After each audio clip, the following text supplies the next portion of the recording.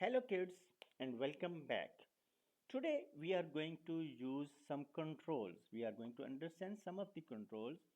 We are not going to do all of this today. We are going to do something so we understand what the controls are, and we are going to do the rest when we are making our games. First of all, you have seen this one already. Wait 1 second. For example, if I am going to say move 10 steps, okay, and minus 10 steps.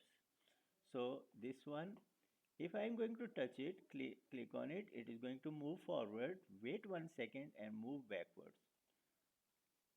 Okay, it waits 1 second and then goes back.